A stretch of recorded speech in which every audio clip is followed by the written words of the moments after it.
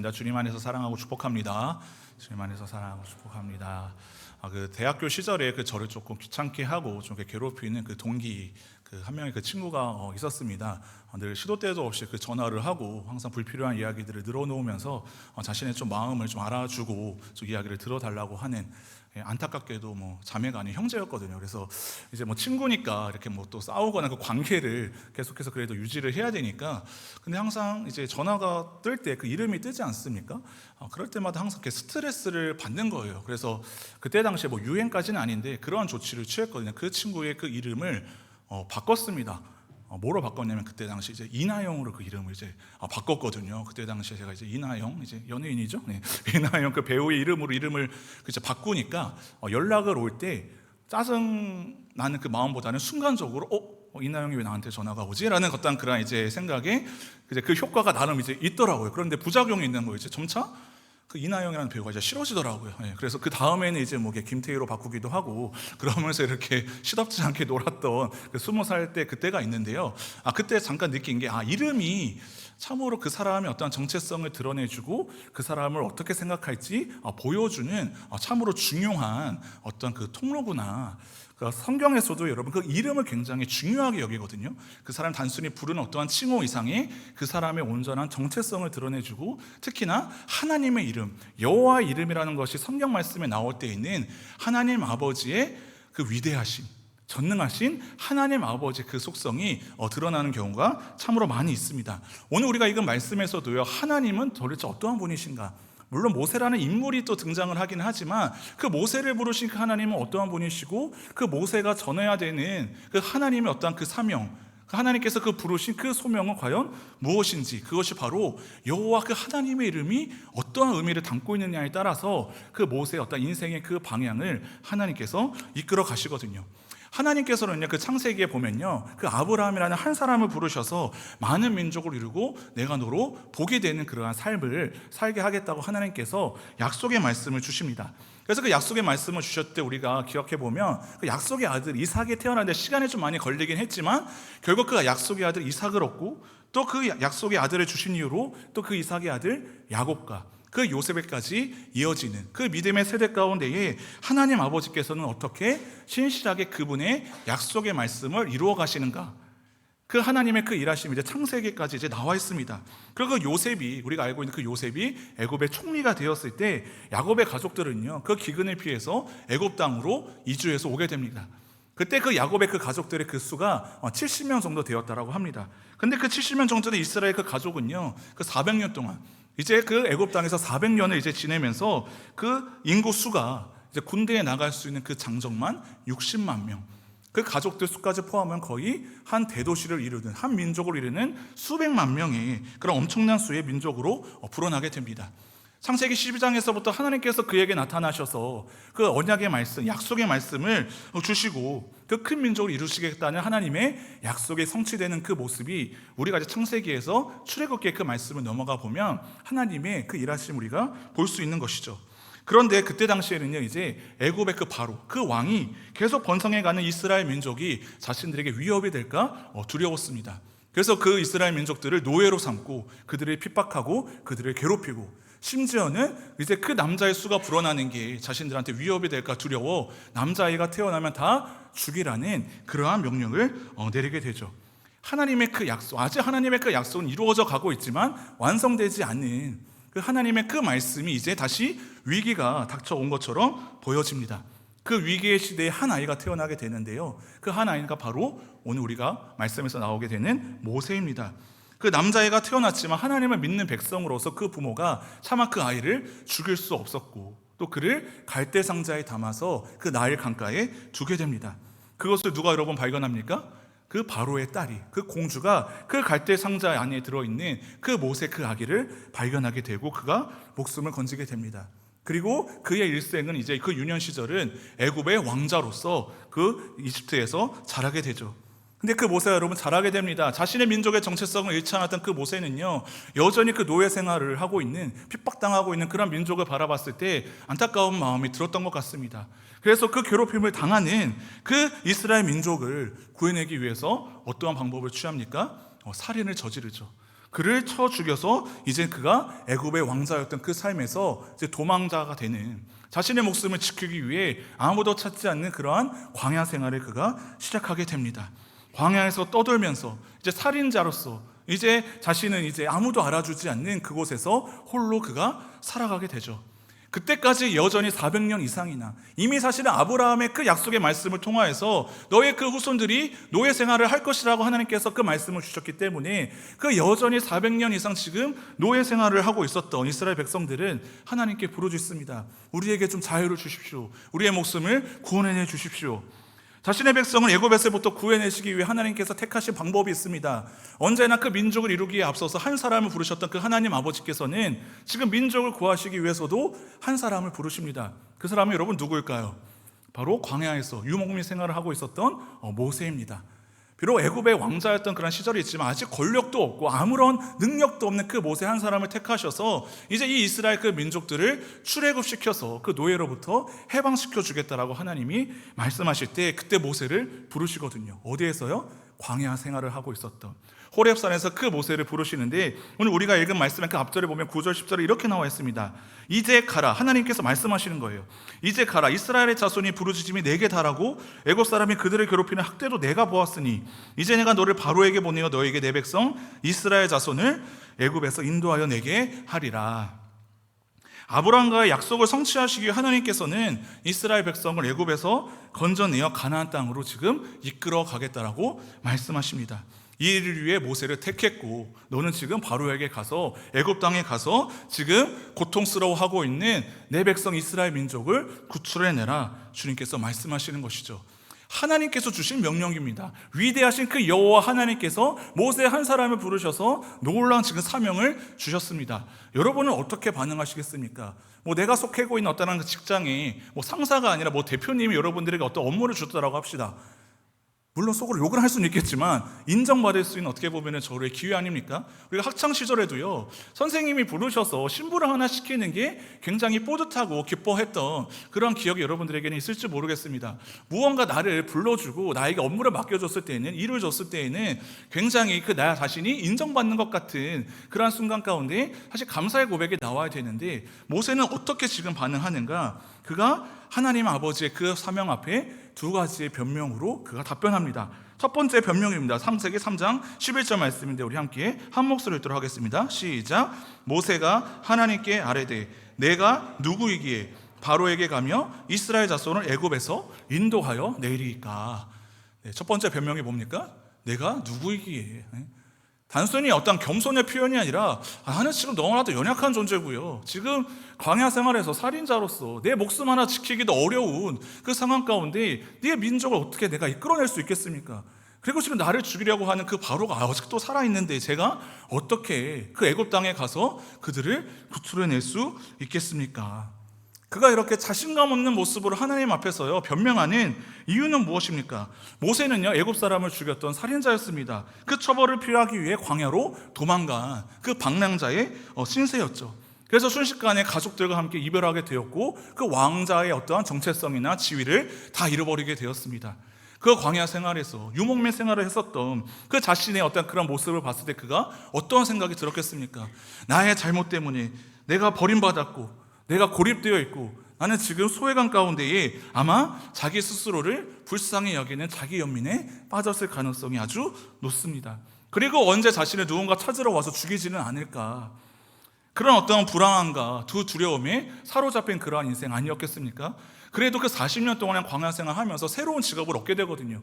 가족도 만나게 되고 결혼도 하고 자녀를 낳으면서 그 목자로서 유목민 생활을 하게 된 평범한 자신의 그 인생을 돌이켜봤을 때 그 민족을 구하기 위해서 나를 애굽을 하나님께서 보내신다? 어떻게 보면 이 변명은요 타당합니다. 믿음 없음이라고 우리는 이야기할 수 있겠지만요, 세상에서도 마찬가지거든요. 우리의 어떤 연약한 그 모습을 봤을 때 나의 부족한 모습을 보고 우리는 사실은 첫 번째로 가장 할 수 있는 가장 쉬운 변명은요, 나는 할 수 없습니다. 나는 능력이 부족합니다. 요즘 자기 객관화 이게 중요하다라고 해서 저는 못하기 때문에 저 안에 다른 사람을 하나님께서 택하시고 그렇게 일을 하십시오라고 우리는 그렇게 말할 수 있을지 모르겠습니다. 모세처럼요. 근데 하나님 아버지께서는 그러한 모세의 그 변명의 답변을 이렇게 얘기하십니다. 12절에 내가 반드시 너와 함께 있으리라. 내가 누구이게라고 모세가 고백했을 때 너는 이집트의 왕자였지 않느냐, 나는 너로 민족의 어떤 지도자로 내가 너를 키우지 않았느냐. 하나님께서 지금 모세 자신의 그 모습을 교정하면서 그에게 자신감을 주시는 것이 아니라 내가 누군지는 나는 상관이 없다, 내가 너와 반드시 함께하리라. 모세, 너가 지금 누군지는 그렇게 별로 중요하지 않다라는 겁니다. 내가 함께하고 있는데 지금 너가 무엇을 걱정하고 있니? 모세는 자신의 현재의 모습, 부족한 능력을 바라보지 말고 사실은 무엇을 바라보아야 했습니까? 바로 하나님의 인도하심. 어떠한 하나님입니까? 전능하신 하나님 아버지. 바로라는 존재가 크고 두려운 존재로 당연히 느껴졌을 것입니다. 자기에게 들고 있는 건 아무것도 없습니다. 목자로서. 그래서 지팡이 하나밖에 없고 갖고 있지 않았던 그 모세를 하나님께서 부르셨을 때 그는 초라하고 자신감이 없고 두려웠을 것입니다. 그런데 애굽에서 이끌어내어서 그들을 가나안 땅으로 가게 되는 여정에, 우리는 이 말씀을 이미 알고 있지만 그들이 어디로 가게 됩니까? 애굽 땅에서 바로 가나안 땅으로 옮겨지는 것이 아니라 무엇을 통과하여야 했습니까? 광야를 통과하여야 했습니다. 어떻게 보면은 광야 생활에 지금 최적화된 그 모세를 하나님께서는 이미 그를 40년 동안이나 훈련시켰었던 것이죠. 지도자가 될 준비를 하나님 아버지께서는 하고 계셨던 것이죠. 모세는 물론 그것을 몰랐겠죠. 그런데 하나님께서는 그 모세의 잘못과 실수도요, 하나님의 그 약속을 성취하시는 데에 하나님께서 도구로 사용하시고자 하면요, 그것을 선용하신다라는 이야기죠. 그래서 모세는 그러한 자신감 없는 연약한 모습으로 지금 초라하게 있는 그 모세를 향해 하나님께서는 그렇게 지금 구구절에 설명하실 필요가 없는 거예요. 내가 지금 너와 함께하고 있는데, 내가 너를 이미 준비시켰는데 너는 그래 나만 따라와라. 목자와 유목민으로 살면서 모세는 앞으로 자신이 인도할 그 백성들을 어떻게 인도해야 될지 아마 광야의 삶에 대해 이미 배웠을 것입니다. 우리도 인생에 있어서 여러분 광야가 올 때가 여러분 반드시 있습니다. 지난주 말씀에서 고난의 터널은 누구나 다 지나가게 되어 있습니다. 그 시기가, 그 타이밍이 다 다를 뿐, 그 시기를 통해서 하나님께서는 우리의 믿음을 연단시키시고 우리를 준비시키시는 것이죠. 그런데 우리는 이유를 잘 모르니까, 여러분 군대에 가서도 이렇게 막 훈련을 받을 때 뭐 친절하게 이 훈련이 왜 필요한지 다 설명을 해줍니까? 전 군대를 안 가서 몰라요. 설명을 해주지 않죠. 필요하니까. 전쟁에 나가 군사를 무장시켜 양성하기 위해서 이 훈련이 반드시 필요하니까. 근데 훈련이 여러분 힘들잖아요. 당연히 괴롭죠. 피하고 싶죠. 그런데 군인들이 훈련 받을 때 훈련되지 않으면 어떻게 되겠습니까? 전쟁터에서 지게 되겠죠. 지는 거 거의 죽음입니다. 죽음. 하나님께서 우리를 어떻게 보면은 지금 내가 광야의 인생길을 걸어가고 있다라고 여러분들 느껴지신다고 한다면 그 안에서 하나님이 주시는 뜻을 여러분 발견할 수도 있지만 발견할 수 못할 수도 있습니다. 그것을 모세가 여러분 구했겠습니까? 그러니까 당황했겠죠. 내가 무슨 민족의 지도자가 됩니까? 저는 그저 목자로 살아가고 있는 그런 평범한 이제 사람입니다. 하나님의 존재에 대해서, 하나님의 이름의 어떤 능력에 대해서 희미해져 갔던 그 모세가 하나님 앞에 변명할 수 있는 거, 내가 누구이기에. 우리도 하나님 앞에서 하나님이 주시는 그 명령과 사명 앞에 이러한 변명을 할 수 있다라는 것이죠. 그러나 하나님이 누구신지 알면요, 우리는 그 하나님께서 주신 그 사명도 분명하게 깨달을 수 있다는 것이죠. 그런데 그 모세가 다시 한번 하나님 앞에 두 번째 변명을 하는데 어떠한 변명이냐? 13절 이렇게 나와 있습니다. 모세가 하나님께 아뢰되 내가 이스라엘 자손에게 가서 이르기를 너희의 조상의 하나님이 나를 너희에게 보내셨다 하면 그들이 내게 묻기를 그의 이름이 무엇이냐 하리니 내가 무엇이라고 그들에게 말하리이까. 여러분 변명이 어떻게 됩니까? 더 길어집니다. 원래 말이 많은 사람일수록 변명만 더 지금 늘어나고 있는 거예요. 내가 지금 그들에게 가서 그 사람들이 지금 이스라엘 자손들이 나한테 물으면 어떡합니까? 그의 이름이 무엇이냐? 모세는 하나님 아버지의 그 명확한 어떠한 정체성을 그가 지금 알지 못하고 있다는 것이죠. 우리가 믿는 그 하나님에 대해서 우리가 모호하고 그 믿음이 여러분 옅어지면요, 세상에서 그렇게 여러분 불분명하게 인생으로 살아가는 거예요. 우리의 정체성이. 내가 믿는 그 하나님은 그냥 교회 일주일에 한 번 나와서 그냥 올려드리는 어떠한 종교의식에 우리의 제사를 받으시는, 예배를 받으시는 그러한 초월에 계신 그러한 하나님, 우리가 만약에 아직도 여전히 그러한 하나님을 믿고 있다고 한다면 우리는 세상에서 하나님을 믿는 어떤 자로서의 우리의 그 정체성은 당연히 불분명해질 가능성이 아주 높습니다. 내가 지금 하나님이 누구신지 어떻게 말해야 될지 모르겠습니다. 하나님이 누구신지 모르니 하나님이 주신 사명이 무엇인지 모르는 것이죠. 하나님이 내 안에서 어떻게 역사하시는지 모르니 나의 앞길과 나의 진로와 나의 비전이 불분명한 것이죠. 하나님이 누구신지 모르는데 하나님께서 우리의 인생길을 명확하게 인도해 주지 않으십니다. 왜요? 자기 멋대로 가게 되니까.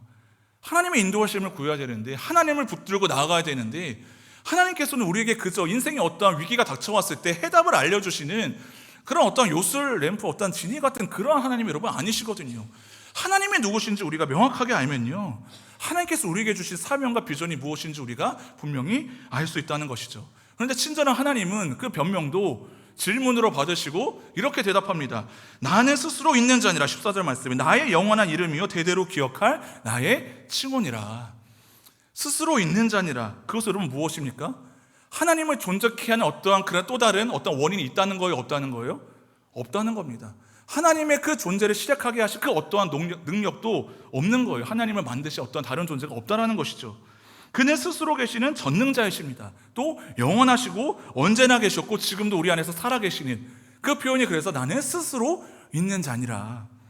하나님은 모든 존재의 근원이자 기초가 되시기 때문에 오직 하나님만이 그 자신 안에 그 존재 능력을 갖고 계시기 때문에 우리는 이러한 하나님을 알고 그러한 하나님의 이름을 부르짖는 것입니다.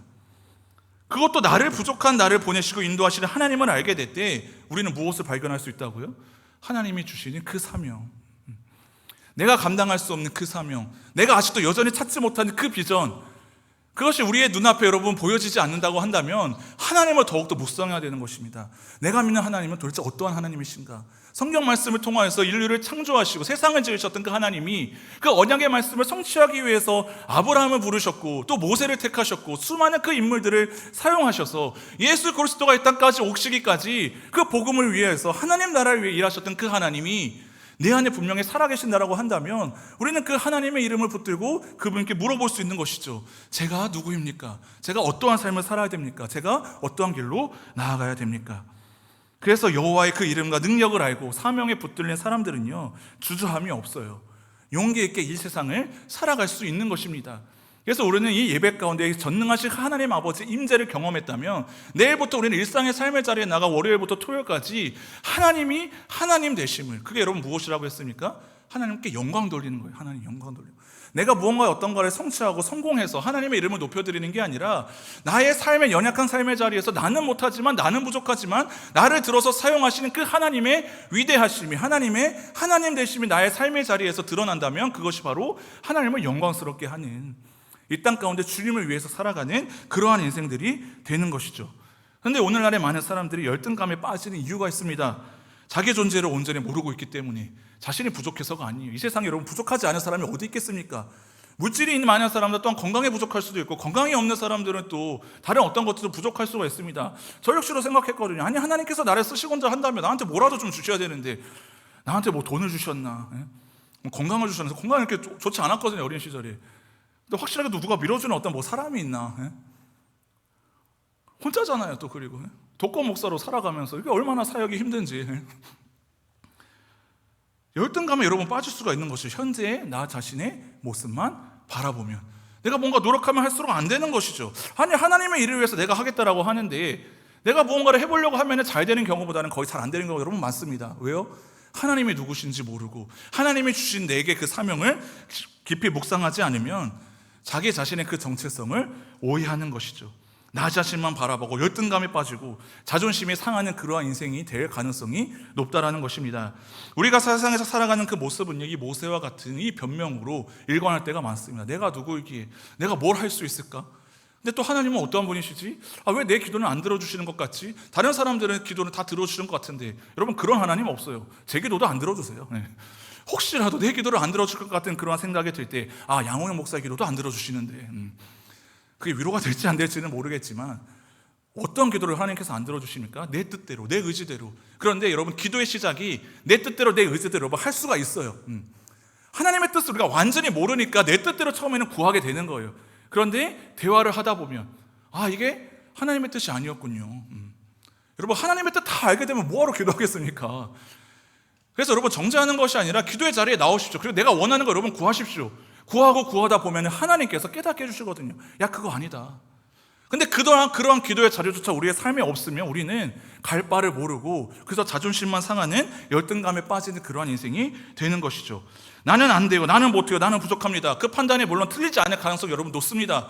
자기 스스로 자기가 잘 안다라고 생각하기 때문이죠. 나 스스로에 대해서 본인이 그렇게 생각하고 판단한 건 괜찮은데, 어떨 때 여러분 여봤습니까? 남들이 나를 그렇게 표현하면, 내가 안 그래도 내가 부족한 거 알고 있는데 누군가가 나의 어떤 연약한 점을 지적했을 때 우리가 욱하게 되는 것, 그걸 뭐라고 합니까? 자존심이라고 해요. 자존심. 자존심의 사전적 정의가 이렇습니다. 자존심은 타인이 자신을 존중하거나 받들어주길 바라는 어떠한 감정. 중심이 누구예요? 타인의 어떠한 시선, 타인의 판단, 타인의 평가. 그걸 인정받지 못했을 때 나의 부족함을 인정하고 인지하고 인정했다면 여러분 타인도 그렇게 느꼈을 가능성도 높다라는 것이죠. 틀린 말이 아니에요. 근데 그게 여러분 무엇이 중요합니까? 그래서 자존심이 상한 사람들은 자신의 자존심을 지키기 위해 어떻게 합니까? 자신의 능력을 키우죠. 세상에서 인정받기 위해. 그 세상이 뭡니까? 타인들의 시선이거든요. 내가 인정받기 위해서 그럴듯한 어떠한 성공을 위해서 치열하게 살아가는 것이죠. 그러나 여러분 믿음의 사람들은요, 세상에서 자기의 자존심을 지키기 위해 전력 질주하는 그런 인생이 되면 안 돼요. 달리기 할 때 보통 인생을 우리가 비교할 때 달리기나 마라톤에 비유를 하잖아요. 여러분 전력 질주 달리기 100m 달리기 해보셨습니까? 어떻게 됩니까? 물론 팔다리가 건강해야 되고 뜀박질을 잘해야 될지 호흡은 여러분 어떻게 하는지 아십니까? 숨을 참아야 돼요. 100m 달리기 할 때 누가 숨 쉬면서 100m 달리기 하는 사람 없어요. 전력 질주할 때는 숨을 참아야 됩니다. 저는 그 숨을 참는 행위가 여러분 무엇인가? 영적인 호흡이 멈추는 것, 기도를 멈추고 하나님의 말씀 듣는 것을 멈추고 세상에서 경쟁에서 이기기 위해서 목표만 바라보고 성공을 위해서 치열하게 앞뒤 안 보고 좌우 안 가리고 앞을 보면 달려가는 거예요. 숨 안 쉬고. 근데 여러분 인생 전력 질주 한번 해보십시오. 계속 그렇게 살 수 있겠습니까? 못합니다. 한번 바짝 우리가 뭐 돈 얼만큼 벌어서 인생의 성공을 위해서 내가 한번 지금 이 시기에 청년의 때에 젊은 시절에 한번 내가 열심히 노력해가지고 바짝 벌어가지고 평안한 인생을 살겠다? 그 세상 사람들이 살아가고 있는 어떤 인생이죠. 달리기, 숨 참고 하나님 참고 기도하는 거 참고 성공할 수 있습니다. 세상에 그런 사람들은 널려 있습니다. 여러분 하나님 없이도 세상의 기준에서 성공하고 떵떵거리며 살아가는 인생들, 여러분 그러한 인생 전력 질주로 살아가시겠습니까? 근데 한번 넘어지면 어떻게 됩니까? 깨지고 다치죠. 세상은 기다려주지 않아요. 전력 질주하다 넘어지고 다치면요 패배자라고 우리를 낙인 찍힐 뿐이죠. 또 인생을 마라톤에 한번 여러분 비유해 보십시오. 얼마나 힘듭니까? 마라톤 여러분 해보셨습니까? 42km를 어떻게 뜁니까? 그래서 사람들은 말하죠. 인생의 어떤 그런 이제 자기 조절, 호흡, 그게 필요하다. 페이스메이커가 중요하고 관리가 필요하다. 호흡을 잘 조절해서 자기를 잘 조절하고 관리를 해야 된다. 근데 여러분 그게 마음대로 됩니까? 그럼 어떻게 해야 됩니까? 내 힘으로 달리는 거예요. 내가 할 수 있는 거, 내가 준비할 수 있는 것. 아무것도 의지할 수 없습니다. 그 마라토너들은요. 근데 우리는 그러한 인생으로 살아갈 수 있을 가능성이 높다라는 거죠. 누가 없으면요? 하나님이 없으면. 그럼 우리의 믿음의 인생길을 무엇으로 비유할 수 있겠습니까? 우리의 인생은요 전력 질주도 아니고요 마라톤도 아니에요. 여행입니다. 여행. 나그네 같은 인생길, 우리를 찾아와 주시고 만나 주신 그 하나님 아버지와 동행하며 여행하는 겁니다. 이 세상을. 여행하는데 여러분 스트레스 받는 사람이 있습니까? 경쟁하는 사람이 있습니까? 여행하는데 괴로워하는 사람이 있습니까? 자존심이 상해하는 사람이 있습니까? 없습니다. 즐거운 마음으로 기대하는 마음으로 그분과 함께 동행하면서 그분이 해주시는 이야기에 집중하고 그분과 함께 우리는 본향을 향해 나아가며 하나님이 주시는 충만한 기쁨으로 살아가는, 자존심을 지키기 위해 치열하게 사는 것이 아니라 자존감을 회복하는 그러한 인생들. 자존감의 사전적 정의는 이렇습니다. 자존감은 자기 자신을 그 자체로 존중하고 사랑하는 감정. 나의 어떠함이나 나의 어떠한 잘남과 상관없이 하나님이 우리를 자신의 형상으로 지으셨고 우리의 어떠한 조건과도 상관없이 우리를 구원해내셨고 우리를 사랑해 주시는 그 하나님의 존재를 지음받은 자로서의 우리의 정체성을 회복하는 게 바로 믿음의 자존감을 회복하는 삶이거든요. 그래서 우리는 그러한 인생을 살아가야 되는 거예요. 하나님과 함께 동행하는 나그네와 같은 그러한 인생 되시기를 간절히 바랍니다. 사무엘상에 보면 그러한 믿음의 자존감을 지킨 그런 한 사람 인물이 있는데 바로 그 사람은 다윗이라는 사람이에요. 그 다윗이라는 사람은 그 청소년, 그 유년 시절에 아버지의 그 심부름으로 전쟁터에 나가서 싸우고 있는 형들을 위해 도시락을 들고 가게 됩니다. 아직 어린 시절이죠. 이제 장정이 되진 않았어요. 군인으로서. 그런데 지금 하나님을 모독하고 하나님의 군대를 조롱하는 거기에서 무엇을 발견하게 됩니까? 누구를요? 골리앗을 보게 돼요.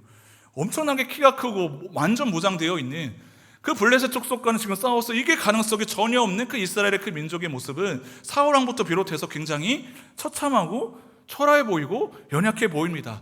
다들 누워서서 아무도 나서지 않는, 자신의 부족함 뒤에 숨어서 지금 전쟁에 나가 싸워할 마음이 없는 그러한 상황 가운데 지금 다윗이 등장하게 되죠. 근데 그 소리를 듣습니다. 여호와 이름을 모독하는 블레셋, 그 골리앗의 이야기를 듣고 그가 이렇게 고백합니다. 사무엘상 17장 45절 이렇게 나와 있는데 우리 함께 한 목소리로 읽도록 하겠습니다. 시작. 다윗이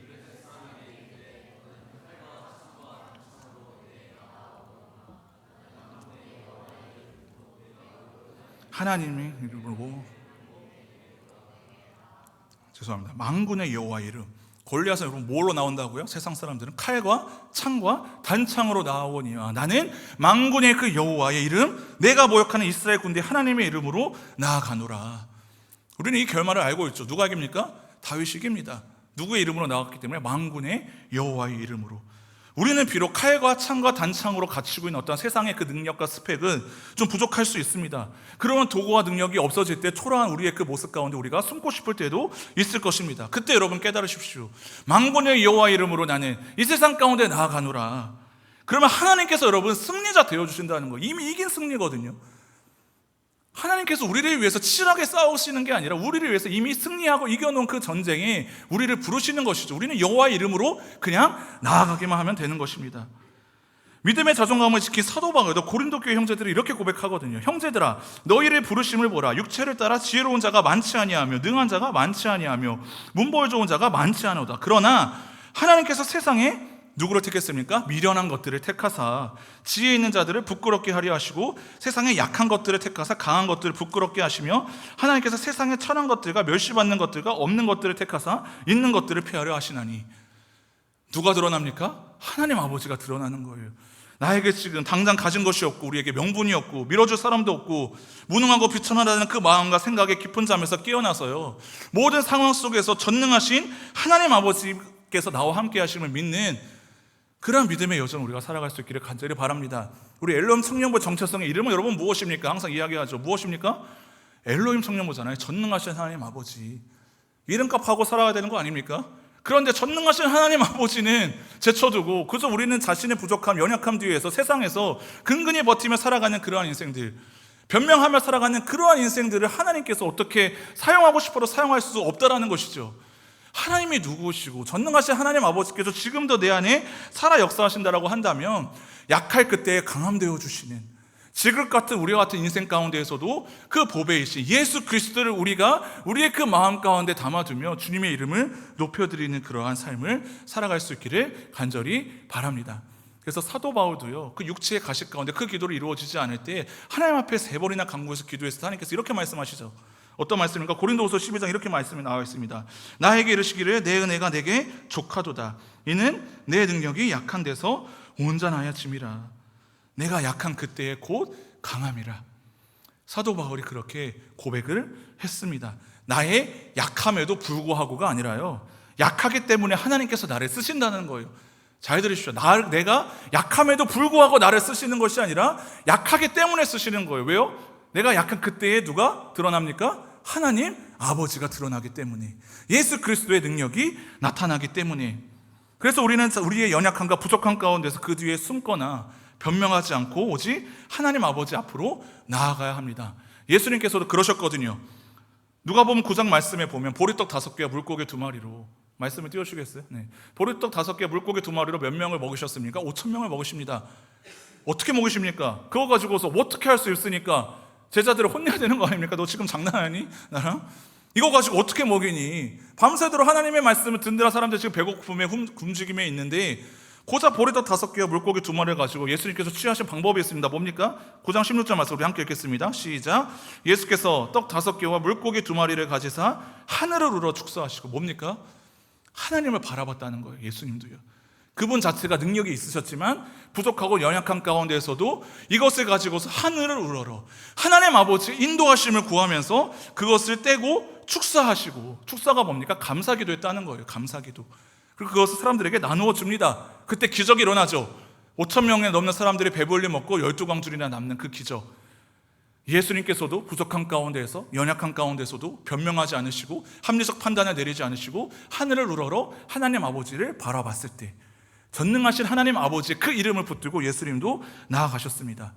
하나님께서도 지금 모세를 부르셨을 때 모세도 그렇게 했어야 됐습니다. 모세를 처음 부르셨을 때 그 장면이 이렇습니다. 출애굽기 3장 2절에 이렇게 나와 있거든요.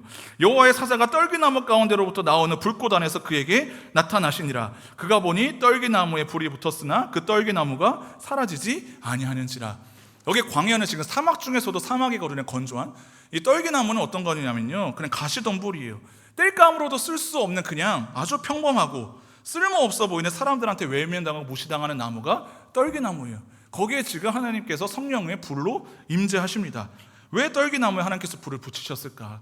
여러 가지 이유가 있는데요. 그 떨기나무는 보잘것없고 초라한 연약한 인생들이잖아요. 이스라엘 백성들을 상징하거든요. 또 마찬가지로 모세의 인생이 바로 이 떨기나무 같았다라는 것이죠. 아무런 쓸모없는, 세상에서는 버림받는 그러한 존재 가운데 하나님께서 임하십니다. 그런데 그 나무가 다 타서 제로되지 않고 그 불이 꺼지지 않았다고 했어요. 하나님의 사자가 임한 것이죠. 예수 그리스도예요, 여러분. 예수 그리스도. 하나님 아버지가 임재하시는 거, 우리 떨기나무 같은 우리의 인생 가운데 하나님께서 함께 하시면요, 모세의 심령이 바짝 메마른 가지이기에 성령의 그 기름 부으심이 있게 되면 영원히 꺼지지 않는 그 불로 하나님께서 인도하시죠. 이스라엘 백성들을. 우리에서도 여러분 마찬가지 아닙니까? 이제 우리 함께 아까 찬양했던 주가 주되심 함께 찬양하고 기도하기를 원하는데요, 우리는 우리의 능력을 유지할 수 있는 어떤 능력이 여러분 없는 초라한 인생들이에요. 이유가 다 명확히 있습니다. 난 이것이 부족합니다. 그래서 숨 참고 막 달려가는 거예요. 청소년 사역 시절 보면요, 고3 시절에 숨 참고 막 전력 질주하는 친구들을 보면 너무나도 안타까운 거예요. 그래서 입시에 성공하는 사람들이 간혹 있죠. 숨 참고 달려가니까 경쟁에서 이긴 것 같아요. 그런데 여전히 그 아이들의 그 인생은요, 하나님 없는 인생은 가장 비참한 인생이거든요, 여러분. 하나님께서는 우리를 그렇게 사용하시기 위해서 우리를 부르시지 않으셨어요. 모세의 소명 가운데에서 여러분, 떨기나무 가운데 임하신 그 성령 하나님이 바로 우리 안에서도 지금 임하고 계십니다. 나는 비록 아무것도 할 수 없는 그런 연약한 존재이지만 하나님이 나와 함께 하심으로 모세와 같이 하나님께서 임재하셔서 직접 오늘도 우리를 부르시고, 우리는 그 부르심 가운데 나를 비우고 순종할 때 하나님의 일을 이룰 수 있는 주님의 귀한 도구가 될 수 있는 것이죠. 떨기나무 같은 우리의 인생, 아무것도 내세울 것 없는 보잘것없는 인생이지만 성령님께서는 날마다 우리의 가운데 함께하여 주시고 기름 부어 주셔서 그 빛을 이 세상 가운데 비추어 살아가도록 우리를 오늘도 불러주시고 이끌어 주십니다. 그 자리 가운데 우리의 무너진 그 자존감이 회복되어지게 하여 주시고, 만골의 하나님 여호와의 이름, 우리는 세상에 부러워할 만한 어떤 칼과 창과 단창은 없지만 여호와의 이름으로 우리가 담대히 주님을 선포하며 이 세상 가운데 나아갈 때에 하나님의 그 이름이 높아지게 되게 하여 주시옵소서. 주님이 주되심을, 하나님 나라가 확장되어지는 그러한 삶, 약한 그때 강함되어 주시는 하나님 아버지를 바라보고 승리하는 저와 여러분 인생 되시기를 간절히 바랍니다. 찬양하겠습니다.